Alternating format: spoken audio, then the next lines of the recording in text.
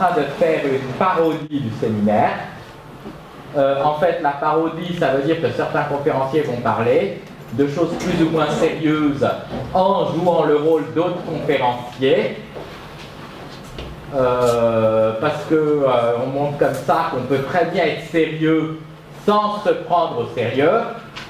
D'ailleurs, nous avons Anatole Kélif qui va nous parler de multiplicité, psychisme et dynamique catégorique ouverte. Non, soyez sérieux, soyez sérieux. Hey, oh. Alors, merci Anatole. Mais non, merci Stéphane, il faut dire. Ah, merci Stéphane de m'avoir proposé de parler pour ce séminaire parodique.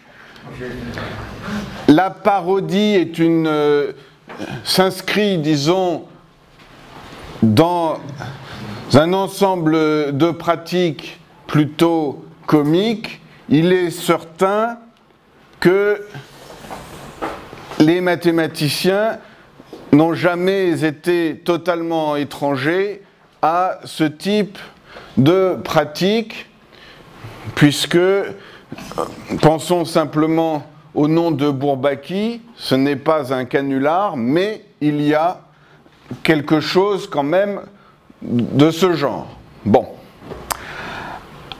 Alors, c'est pourquoi lorsque Anatole m'a proposé de faire Anatole, j'ai accepté, mais à une condition qui était de faire un exposé sérieux.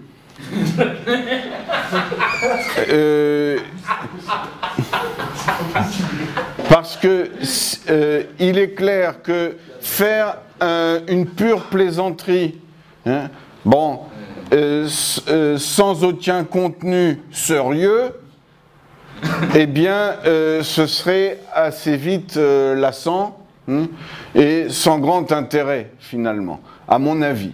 Bon. Et donc j'ai accepté et je vais vous parler de choses qui m'intéressent et qui ne sont pas du tout achevées, qui sont des pistes de recherche, hein, dont nous pourrons d'ailleurs éventuellement parler ensemble.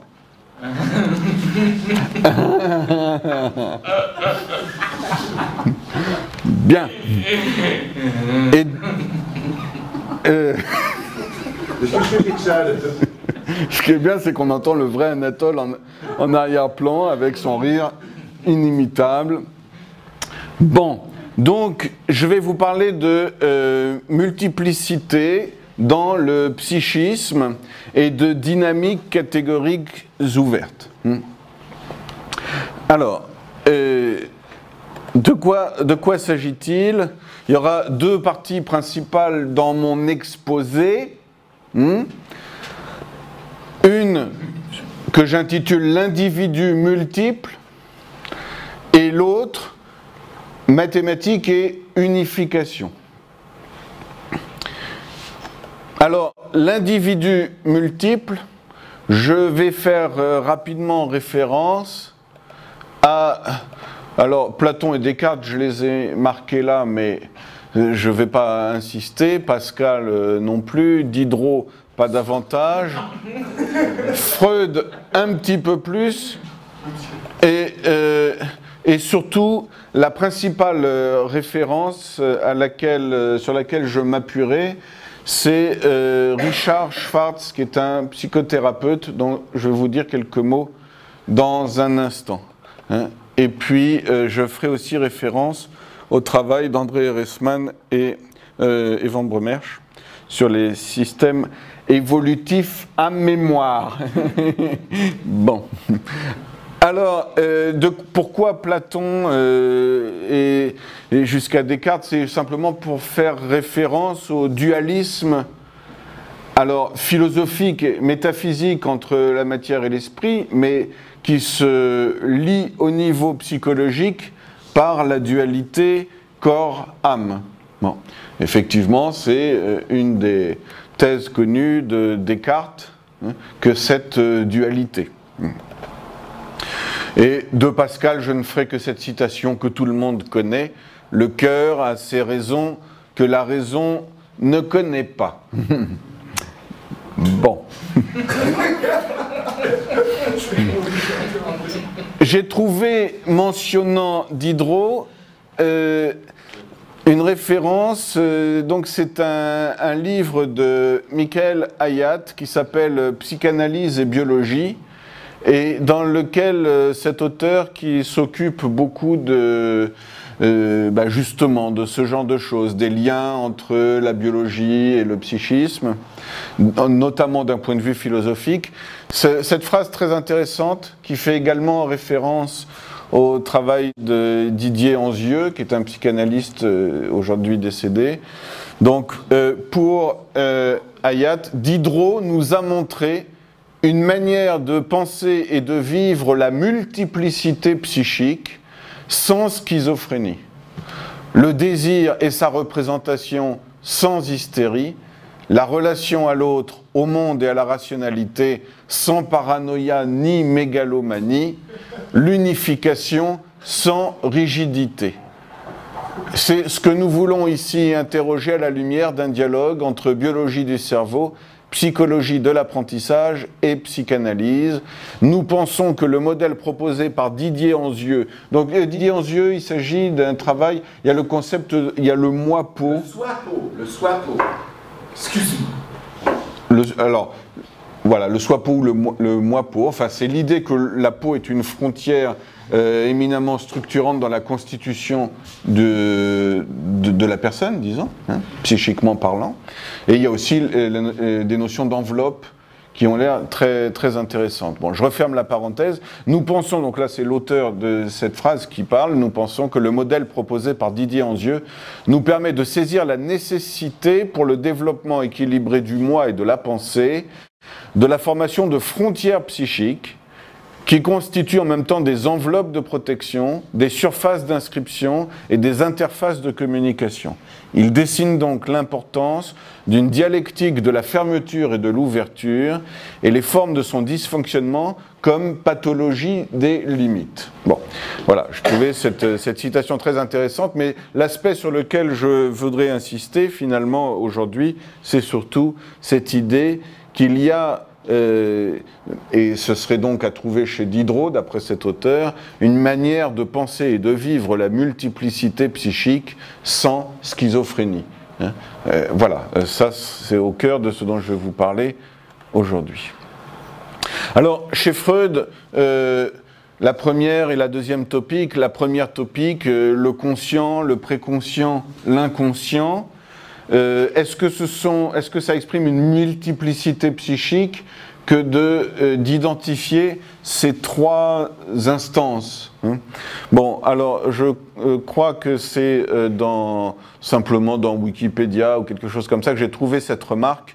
La première topique décrit des systèmes et non des instances psychiques, en fait. Là, je viens d'utiliser le mot instance, c'est contredit par certains commentateurs pour qui, il s'agit de systèmes mais non d'instances psychiques. Il faudrait préciser la différence. Qu'est-ce qu'un système ou un sous-système par rapport à une instance, hein? Mais en tout cas, pour cet auteur, ce sont des modes de fonctionnement plutôt que des parties de la personnalité, hein. Deuxième topique, plus tardive, puisque c'est à partir de 1920 seulement, et là c'est quelque chose de très connu, le ça, le moi et le surmoi.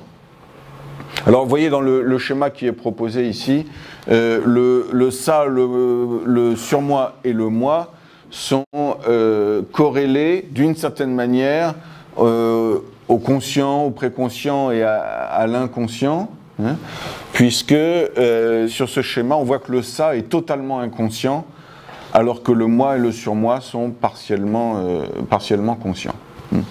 Ce qu'il y a de bien, si vous voulez, c'est que je vois dans la salle que pour certaines personnes, même quand je parle normalement, sans imiter qui que ce soit, Il y en a pour qui, d'après le sujet même dont je parle, il s'agit déjà d'une blague. Hein? Comme qui, par exemple? Oui, et bien comme certains que je ne nommerai pas. Mais ça n'est pas sur ce mode-là que je m'adresse à vous. Donc, Stéphane Dugowson, attention. le ça...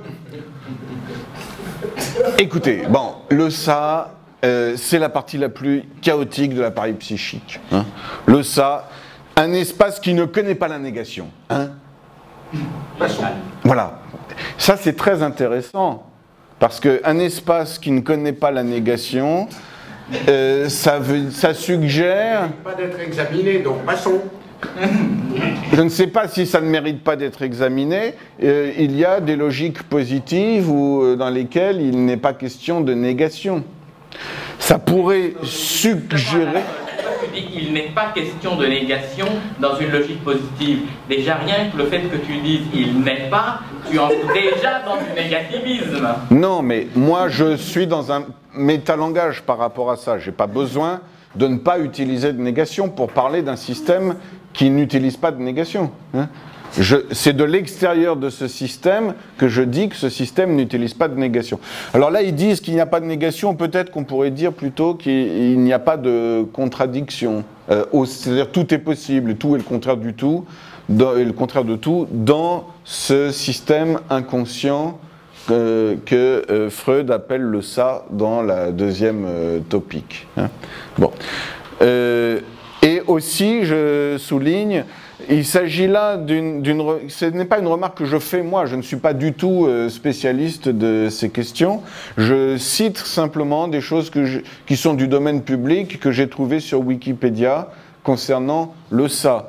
La temporalité n'est pas la même. Voilà quelque chose qui est extrêmement intéressant pour moi, parce que vous vous souvenez, si vous avez suivi ce que j'ai fait sur les dynamiques catégoriques, que chaque dynamique catégorique a son propre type de temporalité, qui peut être discrète ou continue, qui peut être linéaire ou circulaire, qui peut être une temporalité qui bifurque, hein, c'est-à-dire avec une composition des durées qui soit non commutative, qui peut être formée de plusieurs temporalités parallèles, etc.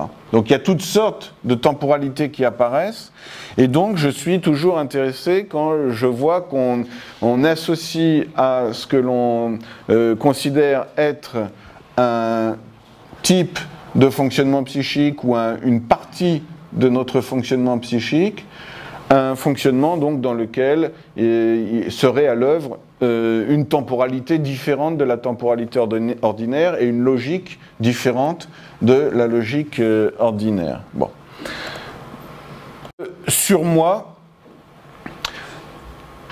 eh bien, le surmoi, hein, tout le monde sait ce que c'est que le surmoi. Hein. Le surmoi, c'est un peu comme le président de la République. Hein. Eh bien, voilà, c'est l'instance psychique issue du complexe d'Oedipe, hein, le surmoi. Alors, je n'imite plus Anatole, hein, mais j'imite quoi. Ah oui, génération Mitterrand, les plus jeunes d'entre nous, ça ne leur dit pas grand-chose. Hein. Bon, enfin, c'est le surmoi, quoi, voilà. Et le moi, donc dans le moi, dans la théorie... écoutez, à partir du moment où je parle du moi, je crois que je vais parler normalement à partir de maintenant. Hein, voilà. Qui est censé faire le lien entre le ça et le surmoi. Le ça, le lieu de pulsions inconscientes, antisociales, et le surmoi qui voudrait que les choses fonctionnent d'une manière correcte et respectable. Hein. Voilà, alors le moi jongle entre ces deux aspects. Bon, voilà. Et donc là, pour certains, le moi est une partie du ça. Donc vous voyez, ça, je ne peux pas vous dire, mais c'est juste des choses sur lesquelles je suis tombé comme ça. Est-ce que pour tous les psychanalystes, le moi est une partie du ça? Je ne sais pas. Mais là, ils nous disent une partie du ça qui s'est organisée en raison des stimuli de la réalité externe. Donc il y a un principe de réalité que vraisemblablement le surmoi vient rappeler à la personne. Donc on ne peut pas faire tout et n'importe quoi. Et donc le moi, voilà, c'est le siège de la personnalité. Bon,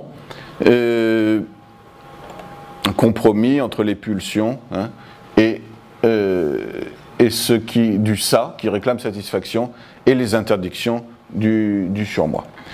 Bon, très bien. Alors, maintenant, sur Lacan, je ne m'arrêterai pas, je ferai juste mention d'un des concepts fondamentaux de Lacan, qui est le sujet divisé. Sujet divisé, ça suggère, je ne sais pas ce qu'il en est vraiment, mais ça suggère éventuellement quelque chose de l'ordre d'une multiplicité dans l'individu. Donc c'est individu, ça veut dire indivisible. Si en fait le sujet n'est pas indivisible mais divisé, ça veut dire que dans l'unité qu'est l'individu, il faut voir aussi une forme de multiplicité. Est-ce pour ça qu'on a eu l'impression dans l'exposé qu'il y avait plusieurs individus qui successivement... Bon, ben, c'est possible, hein. C'est quelque chose que l'on peut faire parfois, comme ça, pour suggérer, voilà. J'en arrive à Richard Schwartz, qui est donc l'auteur de ce livre, Système familial intérieur, blessures et guérison, un nouveau modèle de psychothérapie. Je ne sais pas pourquoi certains sont morts de rire dans la salle, mais... et la théorie de Richard Schwartz, donc, c'est celle du système familial intérieur. Alors, le système familial intérieur, c'est une théorie... Richard Schwartz était psychothérapeute familial. Donc, il recevait des familles, parents, enfants, peut-être grands-parents. Et il s'est rendu compte à un moment...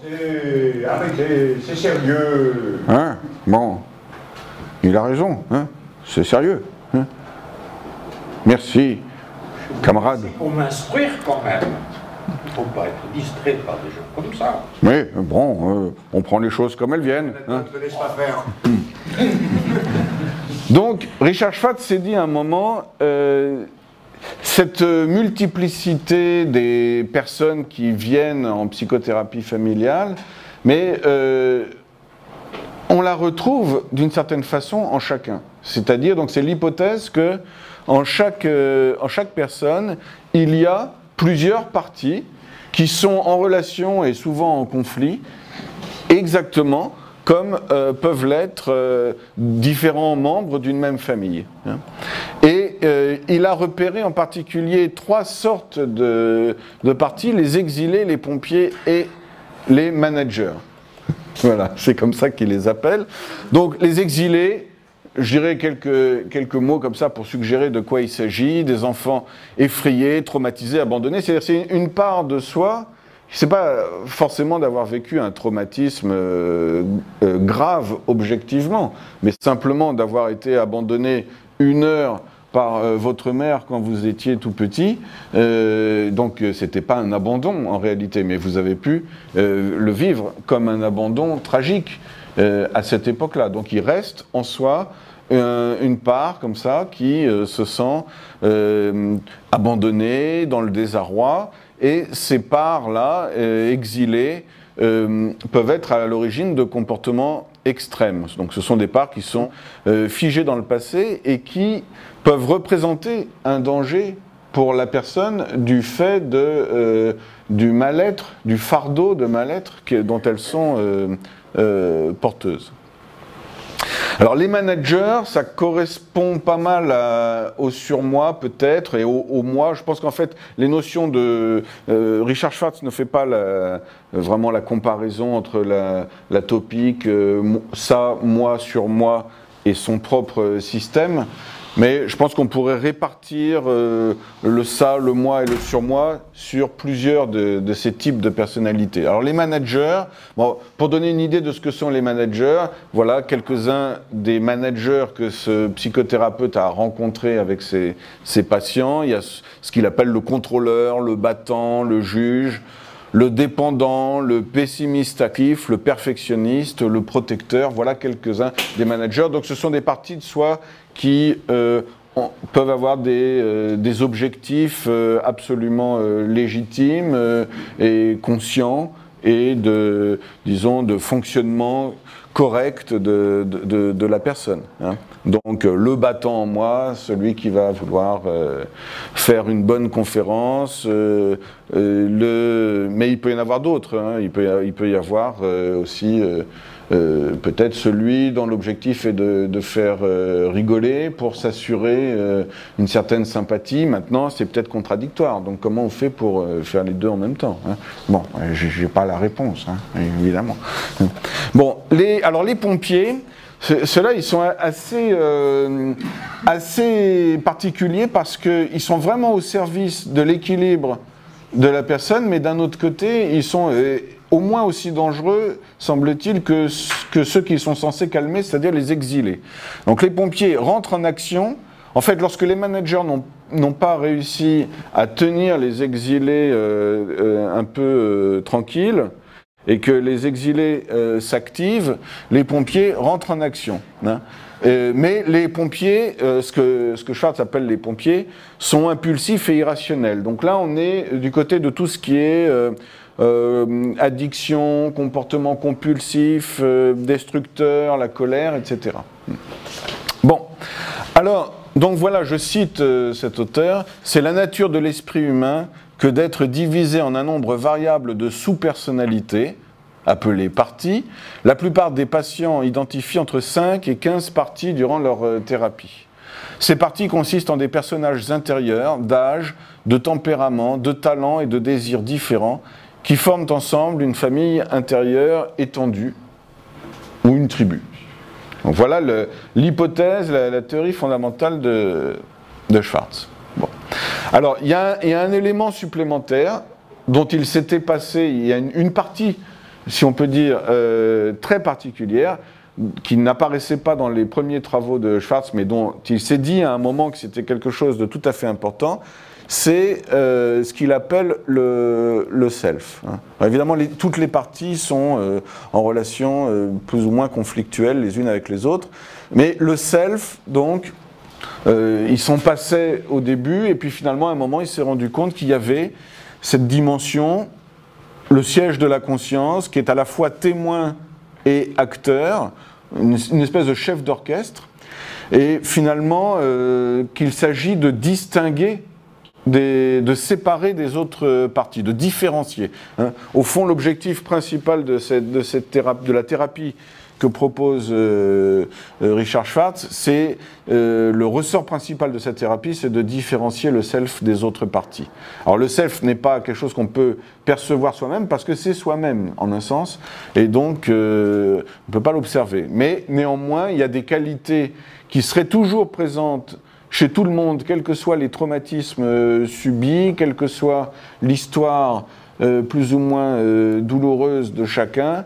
D'après Schwartz, il y a toujours ce self intact chez chacun, plus ou moins escamoté, et de la même façon, si vous voulez, que, je sais pas s'il y a eu un film récent, je ne sais pas si vous l'avez vu, dans lequel la Maison Blanche est attaquée, gravement, hein, donc il y a des combats dans la Maison Blanche, etc. Et on met le président des États-Unis, on veut le mettre dans une espèce de coffre-fort pour le tenir à l'abri. Bon. Alors quand il y a beaucoup de conflits et de dégâts en soi, le self peut avoir été d'une certaine manière mis à l'abri dans un coffre à tel point qu'on l'a oublié. Mais d'après Schwartz, il est toujours là et il est toujours intact, avec un certain nombre de qualités qui lui sont inhérentes, qui sont spontanées et qui sont présentes pour tout le monde, qui sont des qualités de compassion, de présence, de curiosité, de confiance en soi, d'inspiration, etc. Bon, alors, voilà, encore un mot sur maintenant la théorie d'André Ehresmann et de Jean-Paul Van Bremersch sur donc les systèmes évolutifs à mémoire. Et dans ces systèmes, il y a aussi une multiplicité celle des co-régulateurs, hein, les co-régulateurs qui forment un réseau alors, hiérarchique de sous-systèmes évolutifs. Par exemple, si on laisse le psychisme provisoirement et qu'on pense à une entreprise, eh bien ça va être, si c'est une grande entreprise, vous aurez des bureaux, des départements de différents niveaux hiérarchiques, avec chacun sa propre temporalité, les perspectives stratégiques de la direction s'inscrivant dans des temporalités évidemment beaucoup plus longues que celles qui concernent simplement le département matériel pour lequel il faut veiller au remplacement des machines de manière assez rapide, par exemple, ce genre de choses. Et donc, dans cette théorie, alors qui donne une place particulière à un sous-système qui représente la mémoire, hein, il y a donc ces co-régulateurs qui sont chacun dotés d'une certaine façon d'une capacité d'action, de décision, etc. Donc qui sont des sous-systèmes ayant une autonomie plus ou moins grande.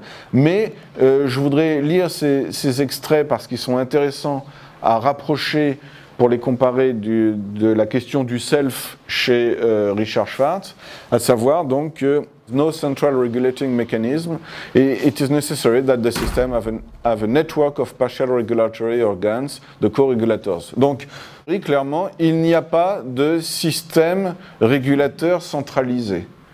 Alors, est-ce que le self chez Richard Schwartz correspondrait à un mécanisme de régulation centrale? C'est pas certain.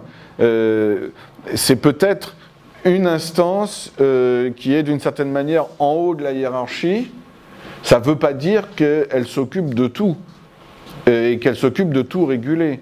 C'est deux notions différentes. Donc, et là, il y a vraiment une question très difficile, à la fois philosophiquement et en pratique. C'est a-t-on besoin ou non de faire appel à une instance centrale régulatrice? Et si on n'y fait pas appel, qu'est-ce qui la remplace pour qu'il puisse y avoir effectivement une régulation? Si on y fait appel, de quelle nature est-elle? Et en particulier, de quelle manière évolue-t-elle, se constitue-t-elle, évolue-t-elle, etc. Voilà. Et cette autre citation, extraite donc de l'ouvrage sur les systèmes évolutifs à mémoire, chaque co-régulateur agit selon sa propre échelle de temps et son propre cadre de référence. Donc là, dans cette théorie, ce qui distingue le fonctionnement temporel des différents co-régulateurs, ce sont des échelles de temps. D'accord, vous voyez des choses sur une année, certains sous-systèmes en vous fonctionnent au niveau neuronal sur la seconde ou sur la minute ou sur l'heure, etc. Mais, donc j'anticipe un petit peu, concernant les dynamiques catégoriques, donc les dynamiques catégoriques, en particulier les dynamiques catégoriques ouvertes qui vont pouvoir interagir les unes avec les autres, c'est pas seulement des échelles de temps qui sont distinctes, c'est la nature même de la temporalité, je vous disais tout à l'heure, qui peut être cyclique, à temps parallèle, à temps qui bifurque. On peut avoir deux parties du système, par exemple, où la flèche du temps ne serait pas les mains la même, ou des choses comme ça. Absolument, oui. Voilà. Alors, je passe maintenant à la partie un peu plus mathématique et concernant la notion d'unification. Bon, alors, là je rappelle en haut ce qu'on pourrait appeler le principe systémique, c'est le tout est plus que la somme de ses parties. C'est d'ailleurs une formule un peu curieuse dans la mesure où la notion de somme, elle est plus que ce qu'on veut dire quand on dit c'est plus que la somme. Le plus, il est déjà dans la somme. Si on pense à la somme comme colimite, dans la théorie d'Ehresmann et Van Bramersch, c'est les colimites qui permettent de construire la hiérarchie des complexités. Et donc c'est bien l'utilisation des colimites qui permet de conférer à un tout plus que les propriétés simplement des parties. Alors c'est un peu plus complexe que ça, mais c'est quand même dans la notion de limite inductive que se trouve un ressort d'une montée dans la hiérarchie, dans la complexité. Bon. Alors, cette montée, c'est ce que j'appelle les échelles de Jacob. Cartier parle à un moment, quand il parle de géométrie algébrique, il parle d'échelles de Jacob, et j'ai trouvé l'expression très, très sympathique. Donc, je vais dire quelques mots sur les échelles de Jacob, ma question étant de repérer ce qu'il y a de commun entre différentes sortes d'échelles de Jacob. Avec Lafond, ben, là je sais plus, mais faut voir, oui, parce que faut voir. C'est pas celui qui a monté une boîte de nuit dans les années 60 du côté de Saint-Germain, non? Qui a eu quoi? Jacob. Et non. Il a monté une boîte qu'il a appelée l'échelle de Jacob. Non, c'est pas le. Dans les années 60, c'est pas lui? C'est pas le même, non, c'est pas le même. Et dans une deuxième partie, donc je reviendrai sur les dynamiques catégoriques, hein, et sur la manière, c'est une question que je me pose, de voir comment on peut faire interagir différentes dynamiques catégoriques. Alors, les échelles de Jacob, donc j'en mentionne rapidement quelques exemples. Donc dans les systèmes évolutifs à mémoire, c'est la notion de catégorie hiérarchique telle qu'elle est définie dans cet ouvrage. Donc une catégorie hiérarchique, c'est une catégorie sur laquelle on définit, en fait on associe à chaque objet un certain entier. Bon, c'est des catégories finies, hein, en général.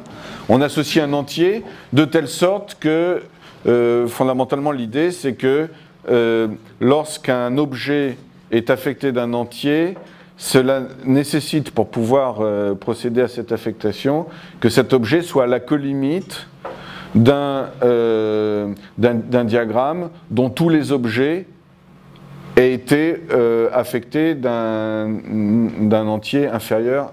Strictement inférieur. Oui, strictement inférieur. Voilà. Et donc, en fait, on construit comme ça, successivement, un niveau une hiérarchie sur une telle catégorie.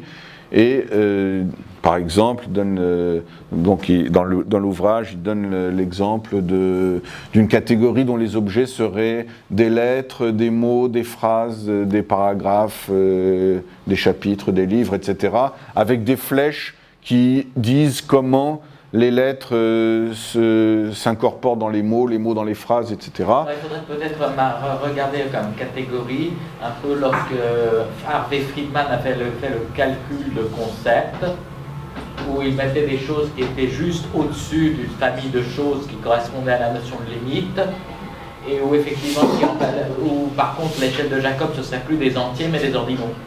Oui, bah, évidemment, ça pourrait être des ordinaux, oui. Bon, en fait, la notion de catégorie hiérarchique, elle est un petit peu affinée dans l'ouvrage avec la notion de degré de complexité d'un objet. Un autre exemple, c'est en géométrie algébrique ou bien avec les idéaux d'un anneau, ou bien en topologie avec la topologie de Zariski, que ce soit sur des idéaux ou que ce soit en topologie générale, les notions de points génériques et de dimension de Krull. Donc c'est précisément par rapport à cet exemple que Cartier parlait d'échelle de Jacob dans un exposé qu'il avait fait. C'est assez suggestif. Donc, par exemple, les points sont inclus dans des cercles, qui sont inclus dans des sphères, etc. Hein. Et donc les points génériques sont des points non fermés dont l'adhérence produit ces objets. Hein. Et ce qu'on disait l'autre jour, hein, c'est que dans un espace sobre, il doit y avoir un seul point générique par... deux points doivent avoir des adhérences différentes. Et ça produit donc les objets irréductibles de cette façon-là.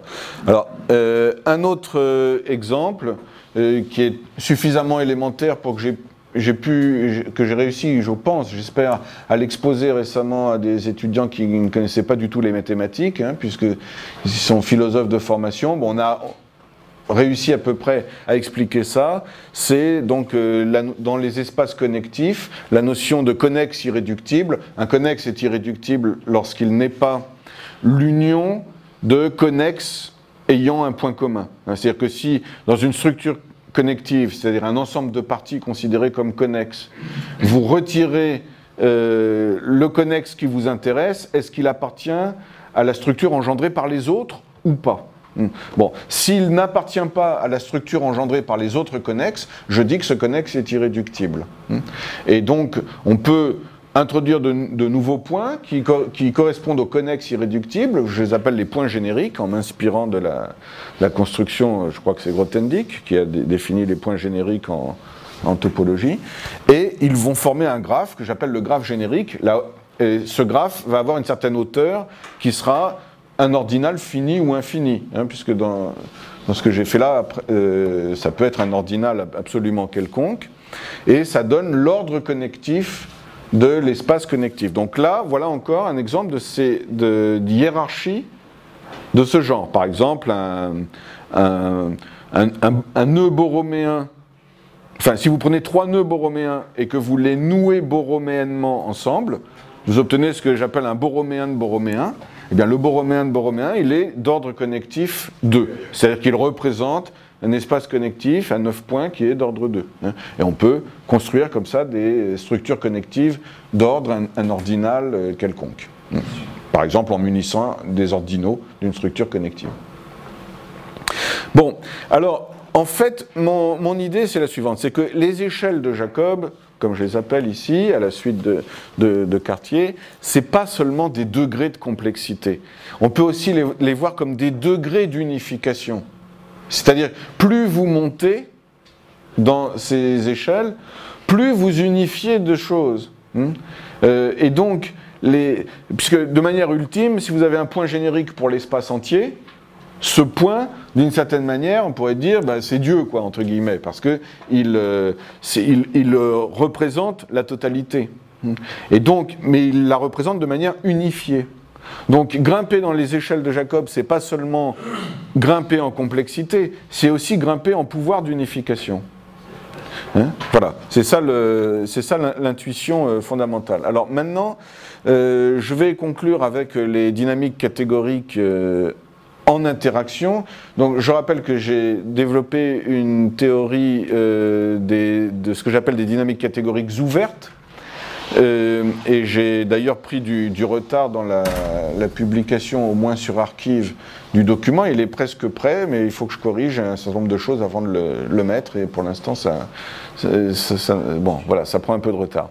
Donc, ce que j'ai présenté, par exemple, au mois de mai dernier à Submeca, c'était comment il pouvait y avoir, comment on pouvait définir, donc, effectivement, là vous avez 2 dynamiques catégoriques ouvertes, et entre 2 telles dynamiques, je définis ce que j'appelle une influence de l'une sur l'autre. Et lorsque vous avez une dynamique ouverte qui influence une autre dynamique ouverte, eh bien, elles produisent une 3e dynamique dans certaines conditions. Et c'était, ce qui était remarquable d'ailleurs, c'est que c'était beaucoup plus compliqué que ce que je pensais au départ à installer. Et en particulier, bon, pour aller dans le sens d'une interactivité, j'ai posé des notions de bouclage et de couplage entre plusieurs dynamiques. Mais il y a quelque chose qui n'est pas très satisfaisant dans ce que j'ai fait là, c'est que lorsqu'une dynamique A influence une dynamique B, donc A a sa propre conception du temps, B a sa propre conception du temps.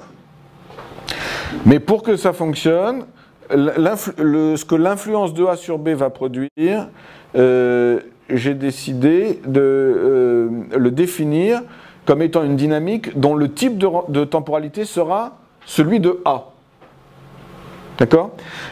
Or, ça, c'est pas complètement satisfaisant, surtout si on a l'idée que A et B, les relations entre A et B, c'est pas simplement que A influence B, ou éventuellement dans un couplage qu'en retour B influence A, mais qu'il y a vraiment une relation entre A et B et que la temporalité dans laquelle cette interaction doit se déployer, elle doit être produite ensemble par A et B. En fait, elle doit être coproduites. Je pense. Bon. Il faudrait peut-être faire des changements d'échelle de temps pour rendre les temps compatibles. Mais ce n'est pas uniquement une affaire d'échelle de temps, parce que quand tu as un temps circulaire d'un côté, un temps circulaire continu, et un temps linéaire discret de l'autre, ou un temps qui bifurque, ou un temps qui est parallèle, bon. Donc il faudrait certainement que les influences puissent être revues comme des espèces de flèches, mais des influences à généraliser, je vais en parler tout de suite, et prendre des coproduits dans la manière même de créer le mode temporel. Bon, quelque chose de ce genre, des limites inductives sur les structures temporelles propres à chaque système. Bon, alors ce que je voudrais dire, c'est que pour ce travail-là, de manière à être cohérent avec ce que j'ai fait jusqu'à présent, eh bien, il me faut prendre au sérieux le connectif. Ça veut dire quoi?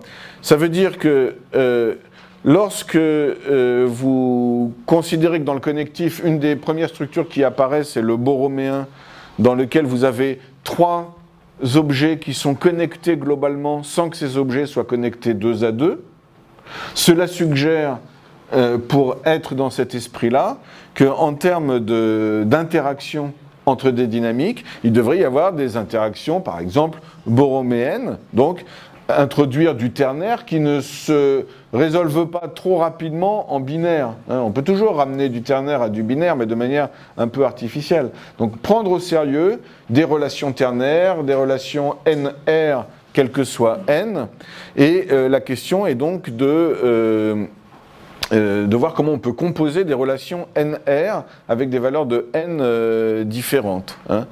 Et donc, alors j'ai commencé à réfléchir à ça et en pensant aussi, par exemple, que le fait que dans la langue ordinaire, on ne dit pas une relation même de A vers B, mais on dit une relation entre A et B, et c'est totalement symétrique. Et quand on regarde les relations, on peut définir des compositions entre relations, d'arités différentes, mais parfois la composée de relations peut être vide.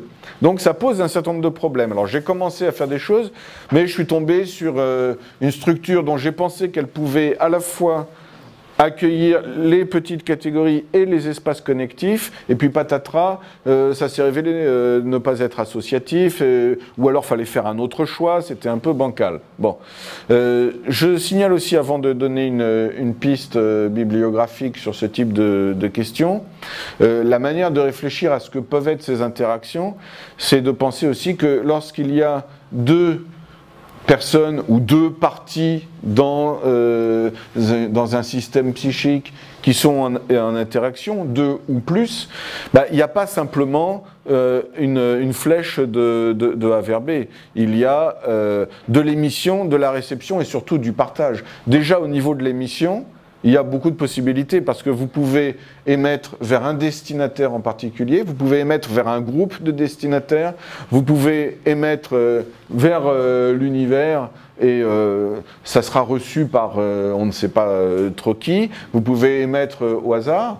Et pareil, au niveau de la réception, vous pouvez recevoir ce qui vient d'une personne déterminée, ce qui vient d'une personne inconnue à condition qu'elle ait passé le filtre des spams, ce qui vient d'un abonnement que vous avez choisi. Et il y a aussi les abonnements, on vous a abonné sans que vous le sachiez, il y a les cas où vous êtes abonné, bon. Il y a ce que l'on va chercher, d'accord ? Bon, mais en fait, émission et réception ainsi vues dans leur complexité n'épuisent pas la question, puisqu'il y a aussi le partage en termes d'élaboration collective. Pensez par exemple au wiki, d'accord ? Le wiki, c'est une forme de partage dont il n'est pas certain que ça soit très judicieux de le décomposer en segments purement émission-réception 2 à 2. Il y a une logique du partage collectif aussi, peut-être. Voilà, alors donc, Jérôme Jean-Charles, je ne sais pas s'il est, apparemment il n'est pas ici, m'a indiqué hier, puisque bon, je voyais plus trop comment faire quelque chose de cohérent là-dessus, donc Vladimir Topencharov, qui est l'auteur d'un certain nombre d'articles, là en 77, un article qui s'appelle « Éléments de la théorie des catégories polyadiques ». Donc il s'agit de différentes manières dont ont pu être généralisées, et plusieurs manières non équivalentes, au cas NR donc la composition des flèches dans une catégorie. Autre article, une dizaine d'années plus tard, donc voilà, structure algébrique NR généralisant les catégories, on est encore sur le même type de préoccupation.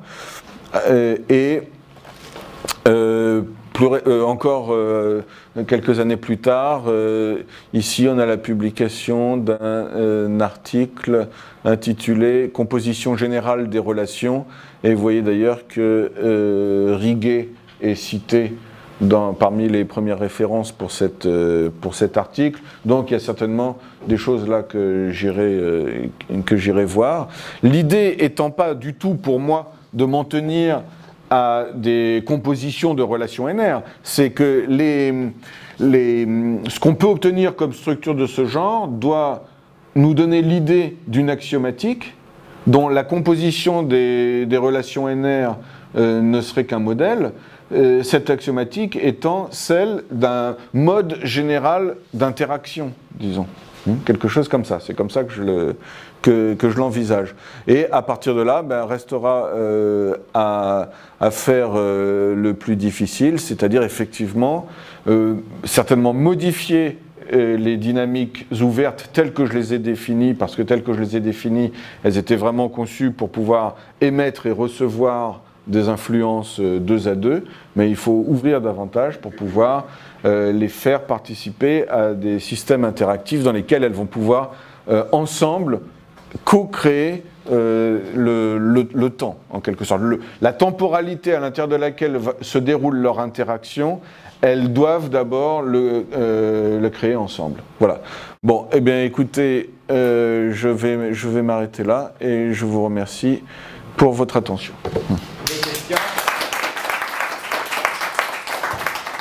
Oui, azimutale, dans mon esprit, c'était un Spielblick qui permet de modéliser le comportement. Donc, si vous voulez, une catégorie azimutale est une catégorie qui a un azimut. Un azimut est un intervalle I de R. Oui, on va mettre la lumière. Voilà. Et la catégorie C est une catégorie dont les sous-catégories sont indexées par I. Donc il existe pour tout T dans I, il existe un C que je vais indexer par T, qui est une sous-catégorie de grand C, qui a la propriété suivante, c'est C indice T, quel que soit T, de I, C indice T est trivial. Qu'est-ce que c'est qu'une catégorie triviale? C'est une catégorie qui n'a pas de flèche que les identités. Quel que soit T, R, S dans cet ordre, F indice T, S égale F indice R, S rond, F indice TR. Voilà. Dans ce sens. C'est-à-dire que les flèches ne peuvent que monter dans les sous-catégories. Donc ça passe de C indice T à C indice S, et ceci de manière continue. Alors, ces flèches ont une propriété très importante, c'est que pour tout point, il existe une suite de flèches qui passent par ce point, et qui vérifie la propriété très importante suivante, quel que soit donc l'objet C dans C indice T, pour T fixé, il existe un segment AB contenu dans I, tel que pour tout T inférieur ou égal à petit a, et F indice TA est constante. C'est-à-dire que tous les éléments, il y a une confusion des objets à l'extérieur du segment AB. Les objets se confondent. Et entre A et B, il y a une dispersion avec une... Alors, là-dedans, il y a quelque chose de très important, c'est le côté chaotique de la représentation sur le segment AB. C'est-à-dire, si au voisinage de A, on a deux catégories qui sont très voisines, eh bien, les flèches qui partent d'elles divergent pour converger ensuite au point B et devenir constantes à partir de B. Alors, il y a plein de théorèmes que je ne vais pas pouvoir évoquer à cause du temps, donc c'est juste une introduction. Pourquoi c'est la théorie du comportement. Je prends par exemple la catégorie des alcooliques, si vous voulez. Alors, dans la catégorie des alcooliques, ou de ceux qui boivent de l'alcool ou des boissons, enfin, ça peut être formalisé de cette façon, avec chaque individu dans la catégorie est modélisé par des mots dans un langage qui comporte juste 3 symboles, C, H et O. Donc C, H et O sont les mots du langage. Alors, le langage est associatif et commutatif, c'est-à-dire que les éléments peuvent se grouper dans les mots pour fabriquer, par exemple, C2, H4, OH, que tout le monde aura reconnu, mais aussi le mot C2, C6H22O. C'est C2H5. C'est C2H5. Ils sont bas. Quoi? C'est C2H5. Ah bah oui, c'est C2H5. Les indices sont bas. Et C2H4O2, dont certains auront pu percevoir l'acidité dans le vinaigre, effectivement, et ces deux objets se transforment l'un en l'autre à l'intérieur de l'individu. C'est-à-dire qu'on a une évolution, autant A, quelqu'un se met à boire, par exemple, et puis il continue à boire, il arrête de boire. Après, qu'est-ce qui se passe pour arriver au temps B? Il va arriver à une situation où il n'a plus d'alcool. Dans le... Ah oui, non, mais Quoi? on va à C6H22O11 là. Hein? Ah oui, oui, oui. Ça se termine toujours comme ça. Hein. Ça se termine à C6H22O11. C6H22. C'est les sucres, C'est le diabète. C'est le glucose. Alors c'est quoi? Le glucose. Le sucre. Le glucose? Mais c'est pas ça la formule du glucose. C'est pas ça. Non, ça commence en fait à l'origine, c'est-à-dire que la catégorie doit être alimentée de l'extérieur. Et alimentée par alimentée quoi? par, effectivement, c'est pas ça le glucose. Le glucose c'est C4. Le reste, je sais pas, je me rappelle plus. Oui? Oui, mais moi j'aurais voulu savoir. Parce que tu dis. Non, parce que tu dis que les catégories elles sont triviales. Les catégories? Les catégories là tu dis elles sont triviales. Non, mais à un instant T donné, Oui. eh ben, on ne peut pas avoir de transformation. C'est-à-dire on va passer de T à T plus DT, il y a beaucoup de flèches, mais à l'instant T, chaque catégorie n'a qu'une flèche intérieure. Elle ne peut pas avoir de flèche entre deux Elle peut pas. catégories pour le même T. Alors, justement, alors comment elle fait? C'est Non, mais c'est les influences extérieures. Mais non, je prends ici, voilà. Donc j'ai un C indisté ici et un D indisté. Et puis, voilà, il n'y a que ça comme flèche à l'intérieur de cette tranche T. Et puis, il y a des agents extérieurs qui agissent, mais ils sont formalisés par les flèches extérieures F de TS. C'est-à-dire que l'action extérieure est contenue dans les F de TS qu'il faut passer de l'instant T à l'instant S postérieur. Oui, mais à l'instant T. À l'instant T, rien ne bouge, par définition. À l'instant T, il ne se passe rien. C'est des états, il n'y a que des états à l'instant T. Est-ce que par exemple tu fais la différence entre le blanc et le rouge? Parce que on dit blanc sur rouge, rien ne bouge. En plus, comme je suis sourd, Et rouge sur blanc, tout fout le camp. Alors. moi, j'ai pas. Qu'est-ce qu'il a dit? Blanc sur rouge, sur blanc.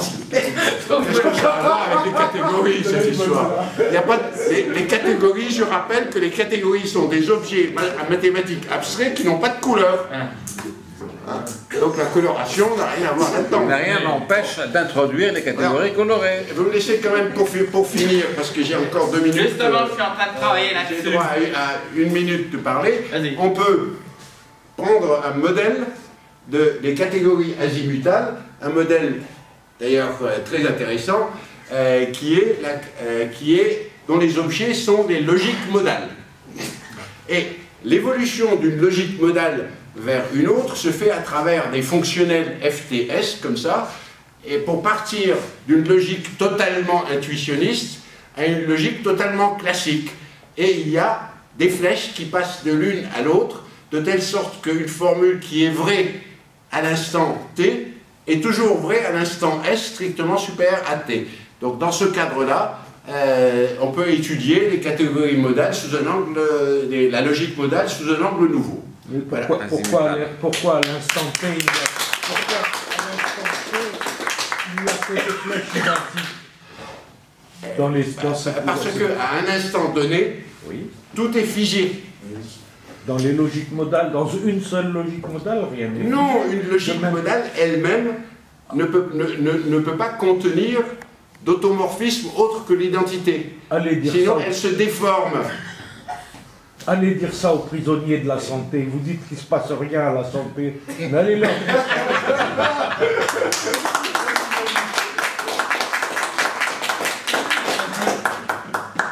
Mais c'est une idéalisation.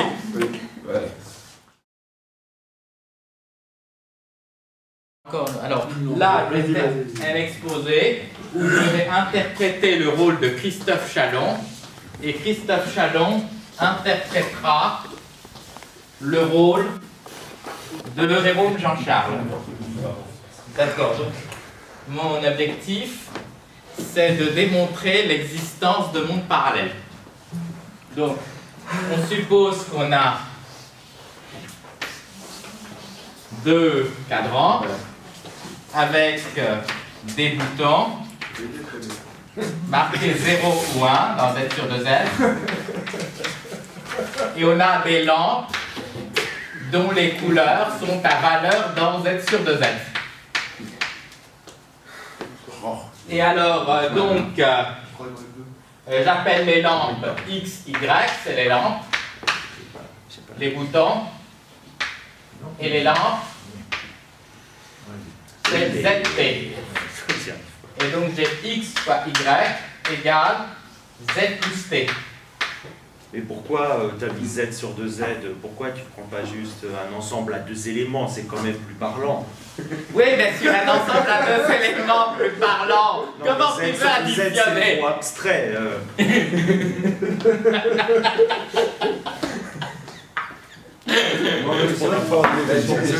Est-ce qu'on a besoin de la structure de Z sur 2Z pour prendre Z sur 2Z? Ça sous-entend une structure d'anneau.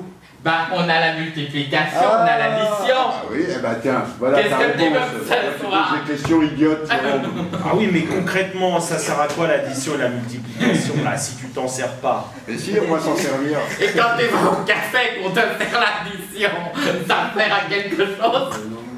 Ah, bravo. Déjà, réfléchissons sur la notion de rôle, c'est-à-dire qui sommes-nous, patati patata. Là, t'es naturel.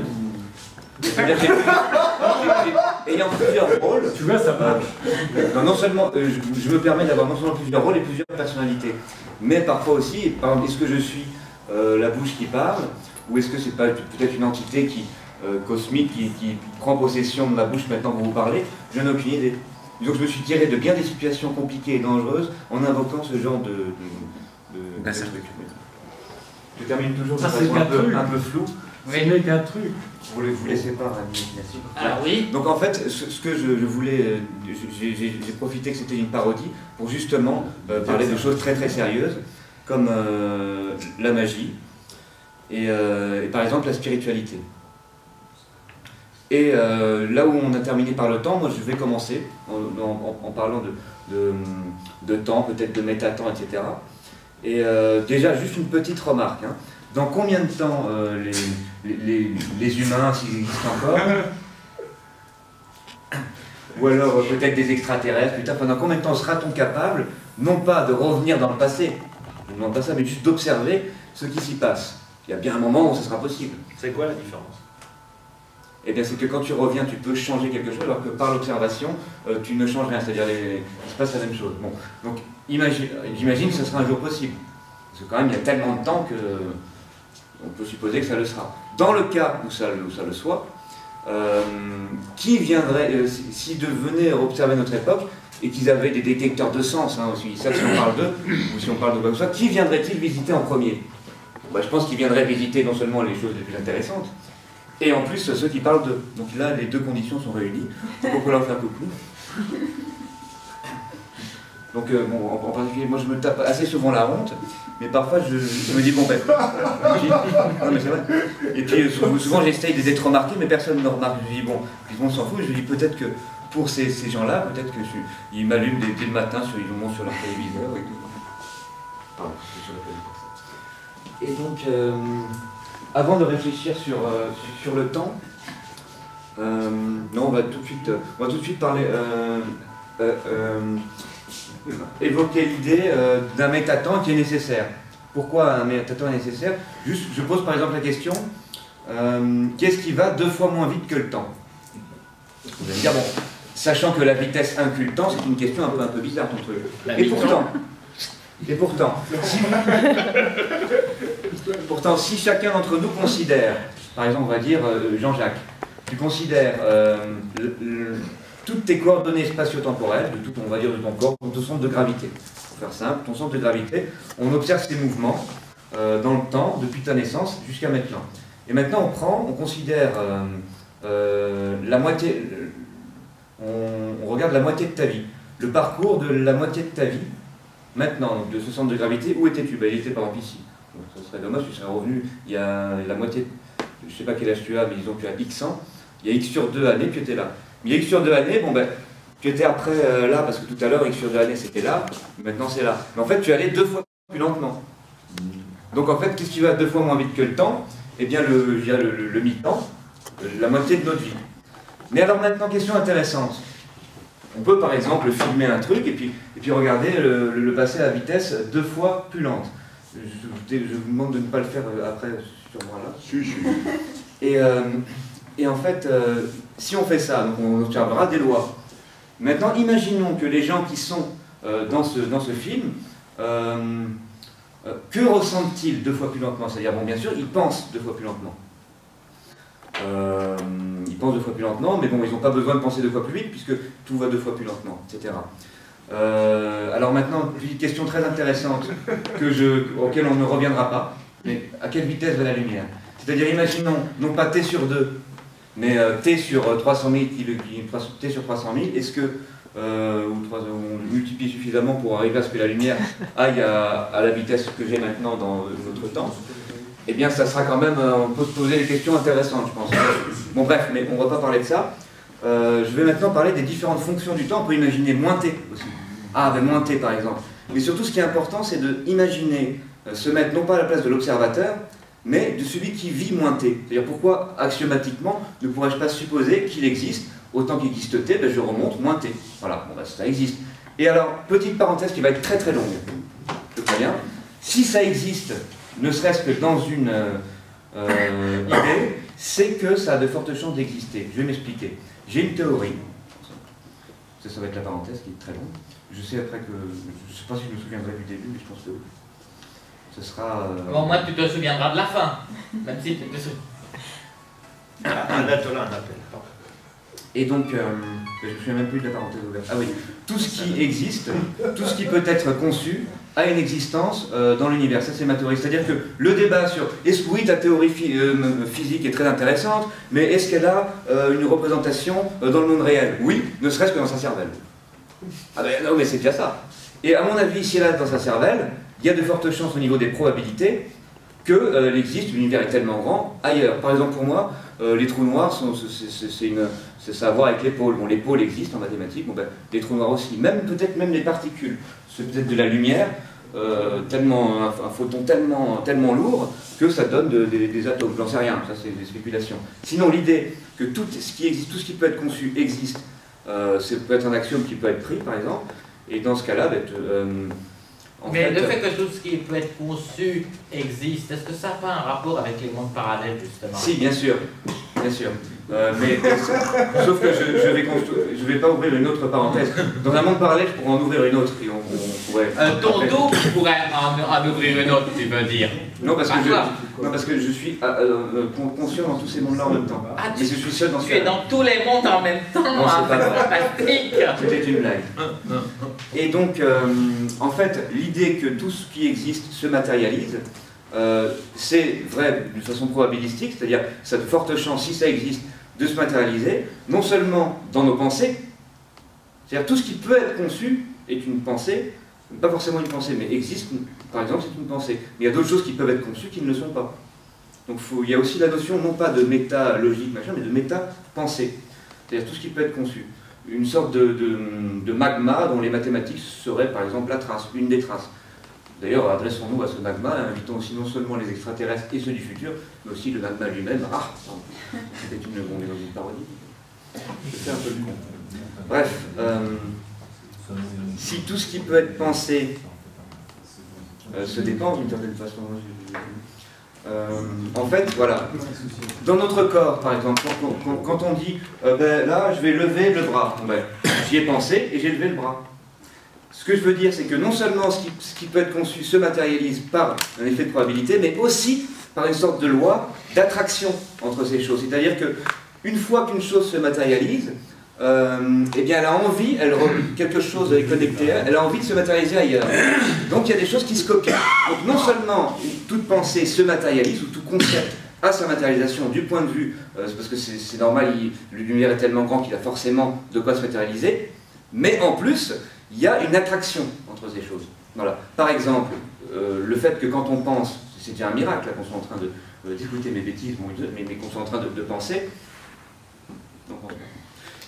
et bien, le fait que je veuille lever mon bras, je lève mon bras, j'y ai pensé et je l'ai fait. Mais on peut imaginer que dans l'espace, dans l'univers, il y ait aussi une situation similaire, c'est-à-dire que je pense à quelque chose et ça le fait venir.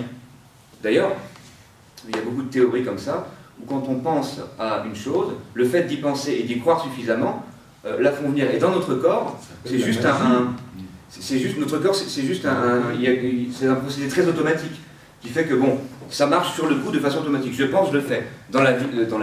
Personne ne croit ces théories, mais bon, il y en a quand même qui l'ont expérimenté et on peut moins les vérifier. Mais supposons que ça soit vrai. Et donc dans cette théorie, je pense, j'ai un super rêve que je vais gagner, par exemple, excusez de la trivialité de mon rêve, au PMU, la tirelire d'1 million. Bon ben, j'y pense tellement, je la matérialise, mais surtout je ne dois pas y douter. Parce que quand je dis que je lève mon bras, je n'en doute pas. Si je commence à douter que je vais lever mon bras, ça ne va pas marcher. Donc il faut en fait remarquer ce qui se passe dans notre corps, qui est une automatisation de ce principe, selon moi, de connexion et d'action de tout ce qui peut être conçu, et d'attraction des pensées entre elles, ou plus exactement des métapensées, c'est-à-dire qu'on a même besoin de penser, elles existent quelque part. Bon, ça c'est un peu fouillis, donc j'en profite pour refermer la parenthèse. Et disons... Oui. Parce que tu dis, oui, j'ai une théorie selon laquelle il suffit de croire à quelque chose pour que ça puisse se produire. Mais est-ce qu'il est nécessaire de croire à cette théorie pour qu'elle marche?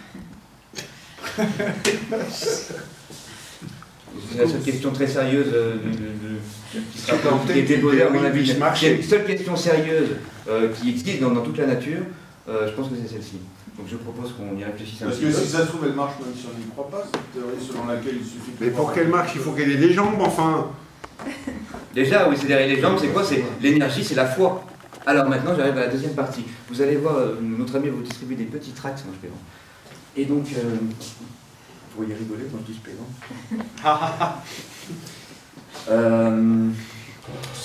Maintenant, une chose intéressante, ça serait de réfléchir à par exemple, donc, je reviens à moins t. Moins t, qu'est-ce qui se passe dans moins t? C'est-à-dire, je repasse la bande à l'envers. Ok.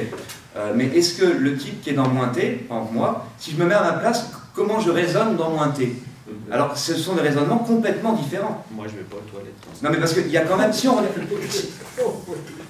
regarde moins t, c'est-à-dire le temps à l'envers, on peut imaginer, on peut regarder ce qui se passe si on inverse le temps. Il y aura quand même une cause à effet. Sera-t-elle renversée? Sera-t-elle pas renversée? On peut réfléchir à ça. Mais déjà, elle sera complètement différente. C'est-à-dire que, imaginez ce qui se passe. Vous m'arrachez le bras. C'est un geste violent. Ben, dans moins t, vous me remettez un bras. Je n'en avais pas, ben, vous me le remettez. Ben, tiens. Imaginez la situation, par exemple, suivante. Christophe me présente son amoureuse. Je vais au cinéma, non je peux faire dans l'autre sens. Je présente mon amoureuse à Christophe, j'en ai une des buts, tu en as pas peut-être, je sais pas.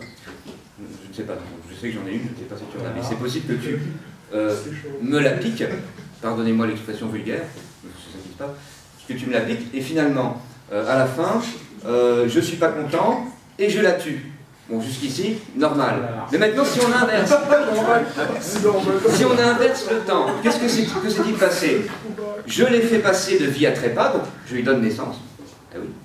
Après, elle va avec Christophe, hein, et c'est moi, le salaud, qui lui pique. Donc vous voyez, tout est inversé. Donc on peut imaginer maintenant, se mettre à la place. Alors, j'ai imaginé très grossièrement une Alors logique... je peux justement faire une meilleure suggestion. Si, en fait, le temps est inversé, et qu'au lieu de te souvenir du passé, tu te souviens du futur, alors je vais poser une question. Comment la fête au bar à vin s'est passée? Bon.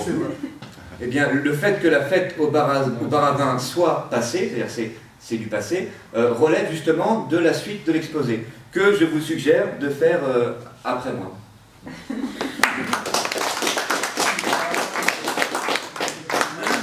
J'ai pensé à l'influence des catégories azimutales sur la chanson française. Il y en a une qui a nettement influencé Georges Brassens.